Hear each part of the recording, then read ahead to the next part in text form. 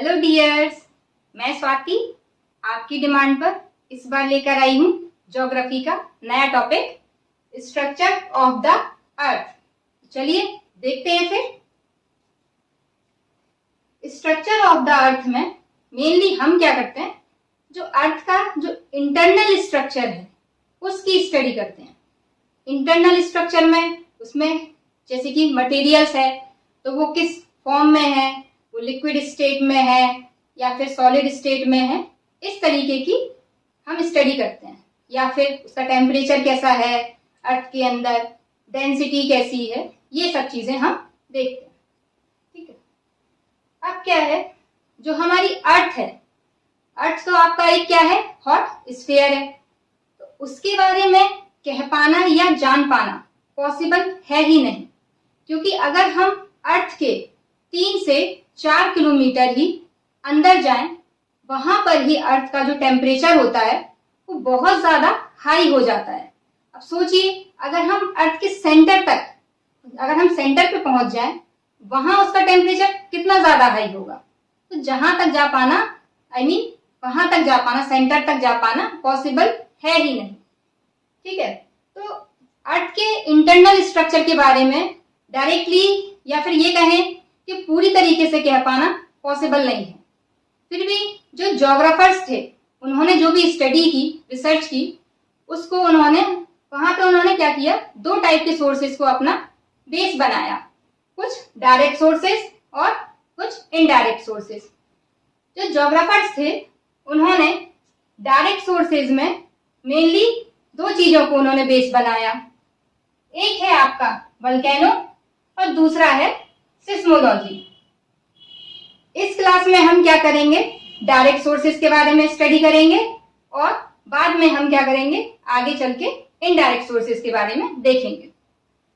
देखिए, जो direct sources में उन्होंने वोल्केनो था, वोल्केनो के बेस पर उन्होंने जो कहा, उनका कहना ये था, जब वोल्केनो आते हैं, जैसे फॉर एग्जांपल ये आपके माउंटेन्स या कुछ भी, तो देखिए अर्थ के अंदर से क्या होता है, कुछ मटेरियल क्या होता है, लिक्विड फॉर्म में आके बाहर आके आपके जमा हो जाता है।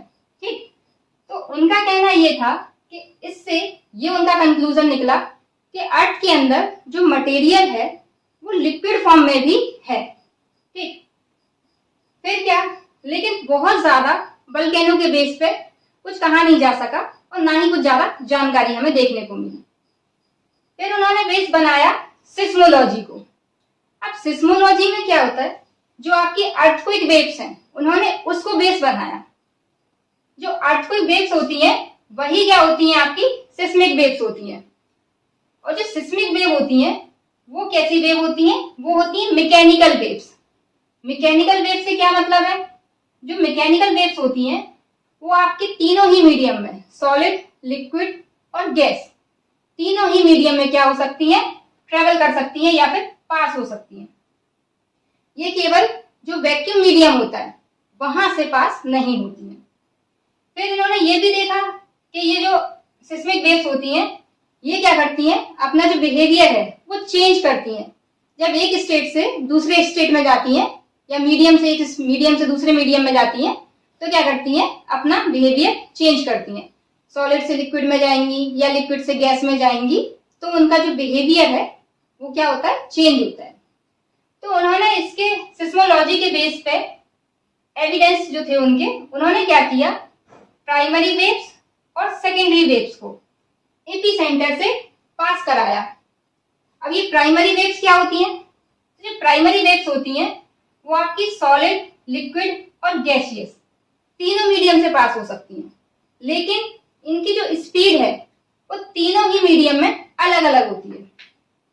सॉलिड में क्या होता है, प्राइमरी वेव्स की जो स्पीड होती है वो सबसे ज्यादा होती है, यानी कि क्या होंगी, यहाँ पे सबसे फास्टेस्ट होंगी। ठीक।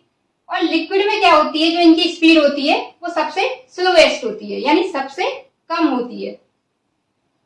वहीं जो सेकेंडरी वेव्स हैं वो क्या, वो केवल सॉलिड और गैस से ही पास हो सकती है, वो आपके लिक्विड मीडियम से पास नहीं होती है। तो इन्होंने क्या किया, जो एपीसेंटर है, अब ये एपीसेंटर क्या है, एपीसेंटर अर्थ के क्रस्ट पे वो पॉइंट होता है जहां पर पहली बार जो अर्थक्वेक है वो मतलब अर्थक्वेक फील किया जाता है, ठीक है। उसको हम क्या कहते हैं, एपीसेंटर।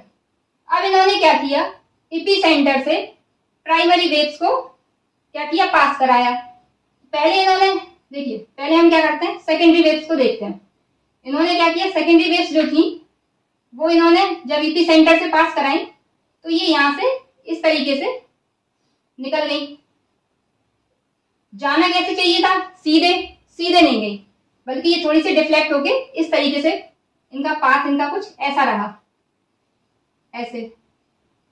और ये इधर वाले जब यहाँ को आई तो क्या हुआ, ये गायब ही हो गई, यहां से दिखाई नहीं दी हमको। लेकिन इनकी बात चल रही है सेकेंडरी वेव्स की, ठीक है। तो इसका मतलब क्या हुआ, क्योंकि हमने अभी देखा था कि जो सेकेंडरी वेव्स होती हैं वो केवल सॉलिड और गैस से ही पास होती हैं, लिक्विड से पास नहीं होती हैं। तो इसका मतलब क्या हुआ कि ये वाला जो मीडियम है वो लिक्विड हुआ, इसीलिए क्या हुआ कि सेकेंडरी वेव्स इधर से पास नहीं हो पाई। और फिर इन्होंने क्या किया, प्राइमरी वेव्स को पास कराया एपीसेंटर से ही। तो इन्होंने क्या देखा कि ये भी ऐसी डिफ्लेक्ट हो गई। अच्छा, ये डिफ्लेक्ट क्यों हो रही है, ये सीधी क्यों नहीं जा रही है, क्योंकि जो अर्थ है, अर्थ की डेंसिटी, अगर हम ऊपर से मतलब अर्थ के ऊपर से कोर तक जाएंगे, सेंटर तक जाएंगे उसके, तो उसकी डेंसिटी क्या होती है, बढ़ती जाती है, और चेंज तो हो ही रही है और साथ में बढ़ भी रही है। तो इस वजह से क्या हो रही है, इनका जो पाथ है वो क्या हो रहा है, ऐसे सीधे ना जाके ये डिफ्लेक्ट हो रही है इस तरफ को, ठीक है। तो अब किनकी प्राइमरी वेव्स को जब इन्होंने पास कराया एपीसेंटर से, तो इन्होंने देखा कि यहां से तो ऐसे चली गई।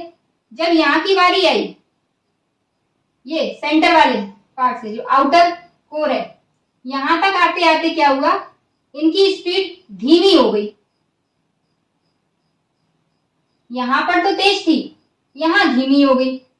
और फिर यहां से निकलने के बाद फिर क्या हुआ, फिर स्पीड तेज हो गई, मतलब दिखाई तो दी पर स्पीड धीमी हो गई। तो अभी हमने देखा कि जो प्राइमरी वेव्स होती हैं वो सॉलिड में तो फास्टेस्ट होती हैं, तो सॉलिड में तो यहां तक स्पीड तेज थी, यानी कि बाहर कैसा मीडियम है, सॉलिड। उसके बाद यहां स्पीड धीमी हो रही है, मतलब ये वाला जो रीजन है ये क्या है, ये रहा होगा आपका लिक्विड। तो उन्होंने ये आपका कंक्लूजन दिया। और फिर क्या हुआ, और जब ये आगे चल के यहां पहुंची सेंटर में, तो इनकी स्पीड और तेज हो गई, इनकी प्राइमरी वेव्स की। तो इन्होंने देखा कि यानी सेंटर में स्पीड तेज हो रही है। इसका क्या मतलब है कि सेंटर में जो भी मीडियम है वो क्या है, सॉलिड। जो आपके मटेरियल है वो किस फॉर्म में है, सॉलिड फॉर्म में। और फिर वही हुआ कि यहां से बाहर निकलने के बाद यहाँ स्पीड धीमी हो गई और फिर तेज हो गई। तो कुल मिला के हमने जो इसका निष्कर्ष निकाला था, जो ज्योग्राफर्स थे उनका कहना ये था कि जो अर्थ है, अर्थ के सेंटर में सॉलिड स्टेट है या सॉलिड मीडियम है, उसके बाद आउटर कोर, इसको कोर बोलते हैं, ये कोर है आपका, आगे हम पढ़ेंगे अभी इसके बारे में। कोर के बाहर वाला यानी जो आउटर कोर है वो कैसा है, लिक्विड फॉर्म में है, जबकि कोर के पूरे आउटर कोर के बाहर वाला जो भी रीजन है वहां क्या है आपका, सॉलिड है, ठीक है। स्ट्रक्चर ऑफ द अर्थ में हम डायरेक्ट सोर्सेस को देख चुके थे, अब बारी है इनडायरेक्ट सोर्सेस की। और अगर आपने पहले वो वीडियो नहीं देखा है तो पहले वो देखिए, तब आपको क्लियरली ये समझ आएगा। चलिए देखते हैं फिर। इनडायरेक्ट सोर्सेज में जो भी आपके ज्योग्राफर्स थे उन्होंने मेनली 3 चीजों को अपना बेस बनाया था, डेंसिटी, प्रेशर और टेम्परेचर। इन तीनों में ही मैं कुछ टर्म्स को यूज करूंगी, जैसे कि डेंसिटी के लिए कैपिटल डी, प्रेशर के लिए कैपिटल पी और टेम्परेचर के लिए कैपिटल टी, जिनको हम 1 बाय 1 करके देखेंगे। देखिए, जो डेंसिटी है उसकी मतलब डेंसिटी के लिए जो आपके ज्योग्राफर्स थे उनका कहना था कि जो ये हमारी अर्थ का हमने एक पीस ले लिया, ये है अपर अर्थ यानी कि अर्थ का क्रस्ट, और ये नीचे की तरफ जाने पे ये है कोर यानी ये सेंटर वाला पार्ट। तो जो ज्योग्राफर्स थे उनका कहना था कि जो डेंसिटी है वो क्या हो रही है, क्रस्ट से कोर की तरफ जाने पर धीरे धीरे क्या हो रही है, बढ़ती जा रही है यानी इंक्रीज हो रही है। तो क्या हो रहा है, यहां से जब ऐसे जा रहे हैं नीचे की तरफ जा रहे हैं तो डेंसिटी क्या हो रही है, इंक्रीज हो रही है। अब ये कैसे उन्होंने कहा, तो उन्होंने देखा कि जो क्रस्ट है, केवल क्रस्ट की, अकेले क्रस्ट की जो डेंसिटी है वो कितनी है, 3, और जब नीचे जा रहे हैं तो क्या हो रहा है, पूरे ओवरऑल अर्थ की जो डेंसिटी है वो कितनी है, 5.5 यानी एवरेज डेंसिटी ऑफ द अर्थ वो कितनी है, 5.5। अब एवरेज कैसे निकालते हैं, ये तो बताइए ना, क्या करते हैं एवरेज में, जैसे कि आपने कोई 5 वैल्यूज ले ली, 1, 2, 3 और 4 और 5, तो हम क्या करेंगे, अगर हमें इनका एवरेज निकालना है तो इनको हम इन सबको ऐड कर देंगे और नंबर ऑफ टर्म्स यानी कितने हैं, 1, 2, 3, 4, 5 से हम डिवाइड कर देंगे। तो ये कितना आ रहा है, जैसे हमने ये 1 से लेके 5 तक ली थी, तो ये आपका एवरेज आ रहा है 3। तो ये 3 आ रहा है, तो इसमें एवरेज मतलब यानी पूरी ओवरऑल। अब इसमें से कुछ ऐसी वैल्यूज भी हैं जो इससे कम हैं और कुछ ऐसी वैल्यूज भी हैं जैसे 4 और 5 क्या है, इससे ज्यादा है ना। तो अब जो डेंसिटी थी, डेंसिटी में अब जो टोटल डेंसिटी थी यानी एवरेज डेंसिटी वो थी 5.5, जबकि केवल ये वाला हिस्सा ये 3 था। तो ये इतनी 5.5 कैसे हो गई, तो इसका मतलब इनमें से कुछ ऐसी भी नहीं होंगी जो क्या होंगी, जिनकी डेंसिटी ज्यादा होगी। तो ज्योग्राफर्स थे उनका कहना ये था जो अर्थ का सेंटर वाला पार्ट है यानी कोर, वो क्या है, वो हैवी मटेरियल से बिल्डअप है यानी हैवी मटेरियल से मिलकर बना हुआ है, जबकि जो क्रस्ट वाला पार्ट है वो क्या है, लाइटर मटेरियल से मिलकर बना हुआ है। इस वजह से अगर ये हैवी है तो यानी कि हैवी मटेरियल अगर यहाँ पे है तो इसका मतलब इसकी यहाँ की नीचे वाले की डेंसिटी भी ज्यादा होगी। तो फाइनली कंक्लूजन क्या निकला कि क्रस्ट से कोर की तरफ जाने पर जो डेंसिटी है किसकी, अर्थ की, वो क्या होती जाती है, इंक्रीज होती जाती है। ठीक है, नेक्स्ट है हमारा प्रेशर।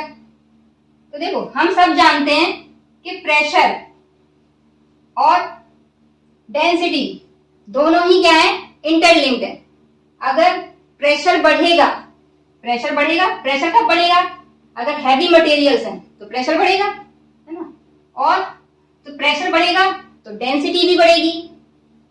अभी हमने देखा कि जो सेंटर वाला पार्ट है वो किससे मिलके बना हुआ है, हैवी मटेरियल से। तो हैवी मटेरियल है यानी कि डेंसिटी भी इंक्रीज होगी, तो डेंसिटी इंक्रीज हो रही है तो यानी कि प्रेशर भी इंक्रीज होएगा, है ना। तो जो प्रेशर होता है डेंसिटी से डायरेक्टली लिंक तो है, लेकिन क्या होता है कि जैसे हर एक रॉक्स की अपनी प्रॉपर्टी होती है कि एक टाइम तक प्रेशर तो कंटिन्यूसली इंक्रीज हो सकता है, लेकिन डेंसिटी है जो वो आपकी एक लिमिट तक ही इंक्रीज होगी, उसके बाद जो डेंसिटी है वो इंक्रीज नहीं होती है। लेकिन प्रेशर तो कंटिन्यूसली इंक्रीज हो सकता है। तो जो कंक्लूजन निकला वो क्या निकला कि क्रस्ट से कोर की तरफ जाने पर जो आपका प्रेशर है वो भी क्या हो रहा है, कंटिन्यूसली इंक्रीज हो रहा है। हमारे दो हो गए, डेंसिटी हमने देख लिया, प्रेशर देख लिया। थर्ड है आपका टेम्परेचर। टेम्परेचर क्या होता है, जो हमारी अर्थ है, अर्थ के जो स्टार्टिंग, अर्थ के अगर 32 किलोमीटर गहराई पे जाएं तो क्या होता है, 1 डिग्री सेल्सियस टेम्परेचर इंक्रीज होता है।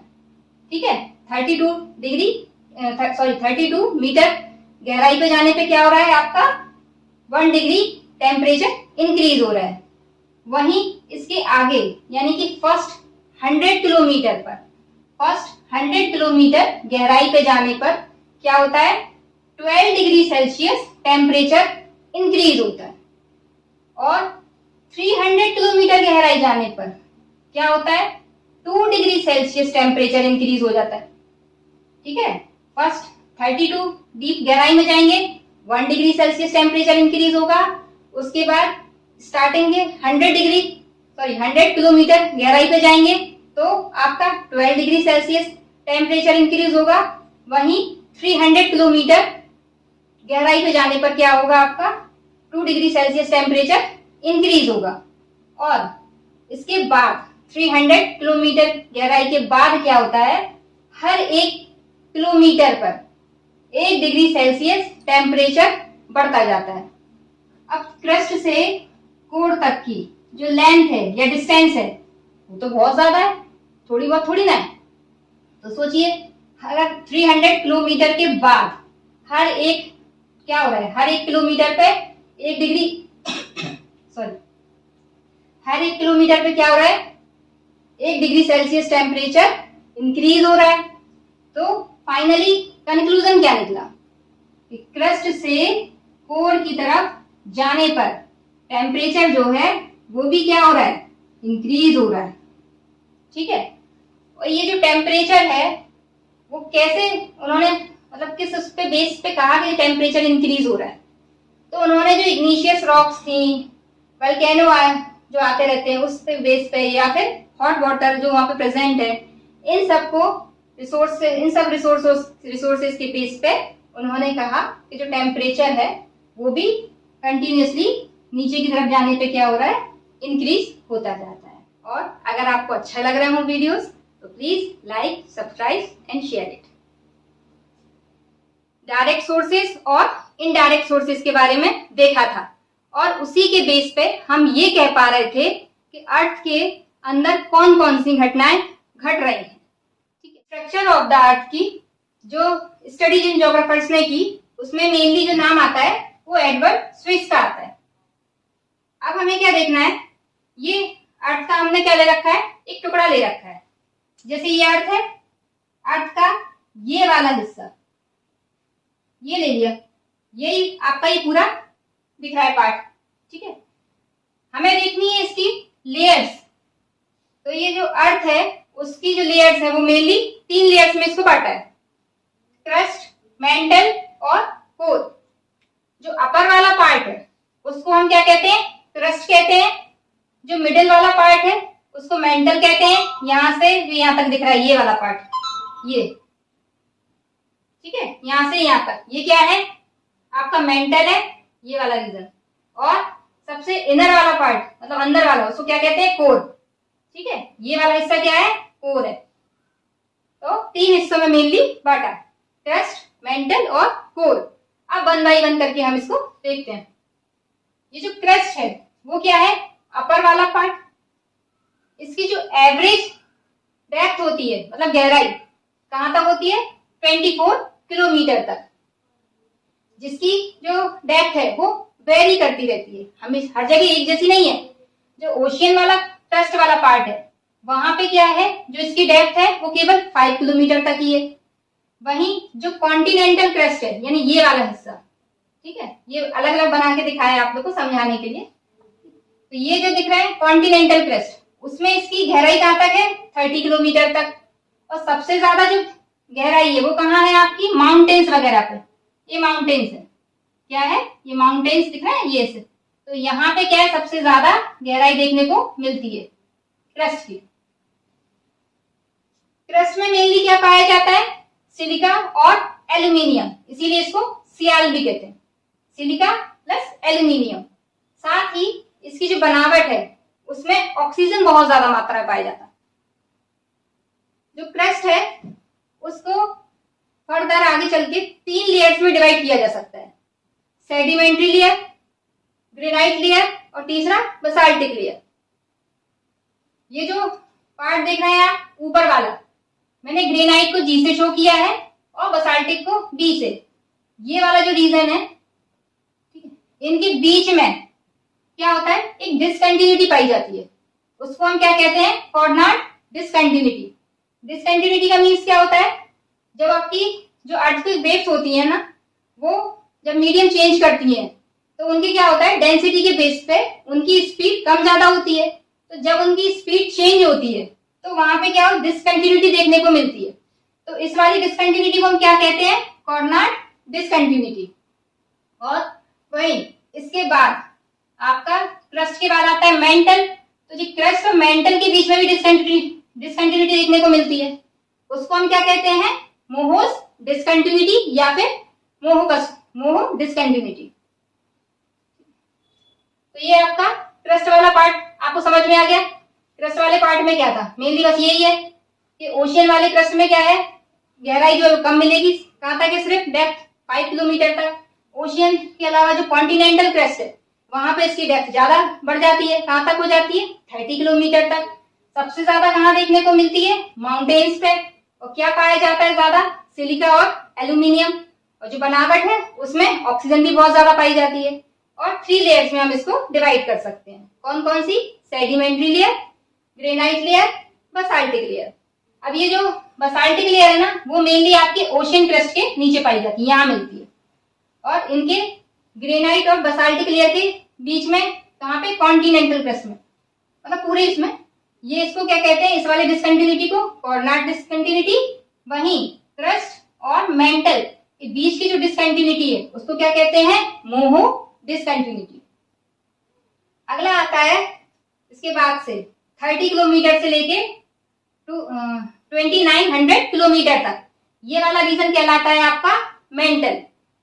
और जो मेंटल का जो वॉल्यूम है वो पूरी अर्थ के वॉल्यूम का सबसे ज्यादा है, मतलब पूरी अर्थ के वॉल्यूम में सबसे ज्यादा पार्ट जो है किसका है, मेंटल के वॉल्यूम का। और इसकी जो एवरेज डेंसिटी होती है, मतलब सिर्फ मेंटल, पूरे मेंटल की बात कर रहे हैं, तो कितनी होती है, 4.5। और साथ में इसमें क्या पाया जाता है, सिलिका और ऑक्सीजन। और ये जो मेंटल है वो किससे बिल्डअप है, यानी किससे मिलके बना हुआ है, वो रॉक्स से मिलके बना हुआ है। इसमें जो मेंटल में जो अर्थक्वेक वेव्स की जो स्पीड होती है वो 7.9 किलोमीटर पर सेकेंड से बढ़ के कितनी हो जाती है, 8.1 किलोमीटर पर सेकेंड। ठीक है। अब इस मेंटल को भी क्या 2 पार्ट्स में डिवाइड किया गया है। ये वाला हिस्सा क्या है, अपर मेंटल, और ये वाला हिस्सा क्या है, लोअर मेंटल। और अपर मेंटल और लोअर मेंटल के बीच में एक 300 किलोमीटर का भी एक जोन पाया जाता है जिसको कहते हैं ट्रांजिशन जोन। और अपर मेंटल में ही क्या पाया जाता है, एस्थेनोस्फीयर पाया जाता है। यहाँ यही वह मेन सोर्स है किसका, जो वोल्केनिक इरप्शन होते हैं ना, उसमें जो लावा निकलता है, ठीक है, उसका क्या है, ये मेन सोर्स है। कौन, एस्थेनोस्फीयर। ठीक है। और जो अपर वाला जो मेंटल है, अपर मेंटल, इसमें क्या होता है, जब यहां से क्रस्ट से मेंटल में अर्थक्वेक वेव्स क्या करती हैं, जब एंट्री करती हैं, जब आती हैं अंदर तरफ, तो क्या होती है, उनकी स्पीड थोड़ी सी स्लो हो जाती है। ठीक है, ये आपका मेंटल हो गया। ठीक है, तो मेंटल में क्या है, upper mantle, lower mental.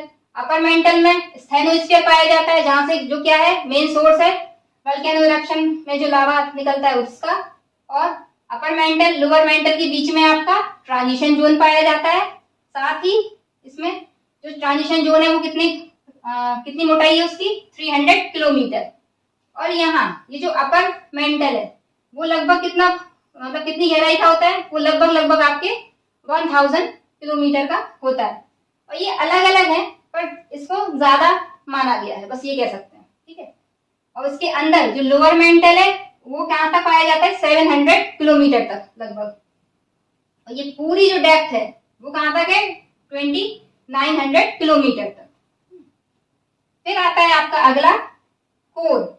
Core में क्या होता है, यहाँ पे हमने इससे पहले हम देख चुके थे कि जैसे जैसे हम नीचे की साइड आते हैं तो क्या होता है, डेंसिटी बढ़ती जाती है। तो ये जो इनर कोर है, यहाँ पे क्या है, हैवी मटेरियल्स है, डेंसिटी ज्यादा है। ठीक है।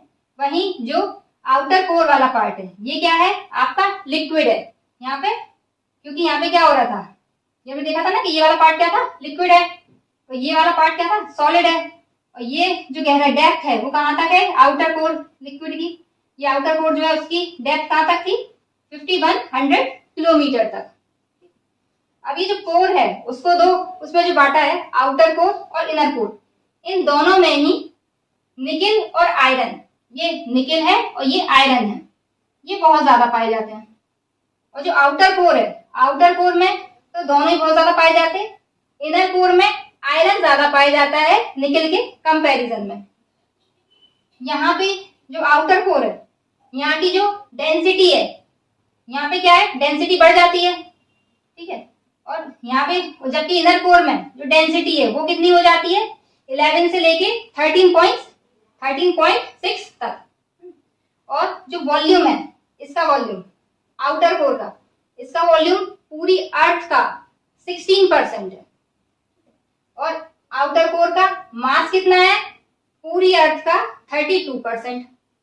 जो इनर कोर है, इनर कोर में जो अर्थक्वेक वेव्स होती हैं, ये बार बार मैंने EQW लिख रखा है, इसका मतलब है अर्थक्वेक वेव्स, मैंने शॉर्ट में लिख दिया, ठीक है, इतना बन नहीं पा रहा था बोर्ड पे। तो ये जो इनकी अर्थक्वेक वेव्स की जो स्पीड होती है कहाँ, इनर कोर में, वो कितनी हो जाती है, 11.22 किलोमीटर पर सेकेंड, ठीक है। और ये जो आउटर कोर होता है ये लिक्विड पार्ट है, इसलिए यहाँ पे क्या होता है, रेडियो एक्टिव मटेरियल्स पाए जाते हैं और चार्ज पार्टिकल्स पाए जाते हैं, ठीक है। आई होप अब पूरा कंप्लीट हो गया आपका, ठीक है। तो इस तरीके से ये आपका चैप्टर, मतलब ये वीडियो भी फिनिश हो गया और साथ ही आपका चैप्टर भी फिनिश हो गया। इस टॉपिक से रिलेटेड आपकी कोई भी क्वेरी हो तो आप मुझसे कमेंट सेक्शन में पूछ सकते हैं। और साथ ही अगर आपको मेरा वीडियो अच्छा लग रहा हो तो प्लीज लाइक करें, सब्सक्राइब करें। देखिए हमारा जो चैप्टर था स्ट्रक्चर ऑफ द अर्थ, वो क्या था, कंप्लीट हो गया था। तो मैंने आपके लिए कुछ क्वेश्चंस बनाए हैं जो आपको देने हैं इनके आंसर्स। क्वेश्चन नंबर 1 है, क्वेश्चन नंबर 1 में कह रहा है an example of direct source to study interior of the earth, यानी जो आपकी अर्थ है, अर्थ के इंटीरियर के बारे में जानने का डायरेक्ट सोर्स का कोई आपको एग्जाम्पल देना है, ठीक है, मैंने पढ़ाया ये सब। क्वेश्चन नंबर 2 में क्या कह रहा है, which layer of the earth is termed as sial, यानी कौन सी ऐसी लेयर है अर्थ की जिसको सियाल भी कहते हैं, ठीक है। 2 हो गए हमारे क्वेश्चन। पहला इंटीरियर ऑफ द अर्थ के लिए आपको जो डायरेक्ट सोर्स है उसका एग्जाम्पल देना है। सेकंड में आपको सियाल कौन सी लेयर को कहते हैं उसका नाम बताना है, मतलब लेयर का नाम बताना है। क्वेश्चन नंबर 3 में कह रहा है which is the major element in earth crust, यानी अर्थ के क्रस्ट पर कौन सा मेजर एलिमेंट है वो आपको बताना है। क्वेश्चन नंबर 4 में आपसे कह रहा है कि how many kilometres wide transition zone is found between upper mantle and lower mental, यानी कि आपको याद हो मैंने आपको पढ़ाया था अपर मेंटल और लोअर मेंटल के बीच में एक लेयर थी, लेयर कह लो, मतलब एक जोन था, उसका नाम था ट्रांजिशन जोन। तो वो कितने मीटर चौड़ा था, मीटर या किलोमीटर, जिसमें भी इसकी लंबाई थी, वो आपको बताना है। क्वेश्चन नंबर 5 है thinnest layer of the earth, earth की जो लेयर है उनमें सबसे थिनेस्ट यानी पतली कौन सी लेयर है। क्वेश्चन नंबर 6 है which rocks found in oceanic crust, यानी जो ओशियनिक क्रस्ट है उसमें कौन सी रॉक मिलती है या पाई जाती है। क्वेश्चन नंबर 7 में आपसे पूछ रहा है dense layer of the earth, यानी अर्थ की जो सबसे ज्यादा डेंस लेयर है वो कौन सी है, ठीक है। क्वेश्चन नंबर 8 है where does lava come out at the time of volcanic eruption, यानी जब वोल्केनिक इरप्शन के टाइम पे जो लावा बाहर आता है उसका मेन सोर्स क्या है, कहां से आता है। क्वेश्चन नंबर 9 है nickel and iron are the main constituents of, यानी कि निकेल और आयरन मेनली कहाँ पाए जाते हैं, कौन सी लेयर में, वो बताना है आपको। क्वेश्चन नंबर 10 है Moho's discontinuities. Moho discontinuities is also known as boundary between, यानी मोहो जो डिसकंटिन्यूटी है वो कौन सी दो लेयर के बीच में है, वो बताना है आपको। आई होप आपको ये वीडियो पसंद आया होगा। ये क्वेश्चंस के आंसर आप जरूर दीजिएगा, ठीक है। फिर मिलते हैं नेक्स्ट वीडियो में। Thank you.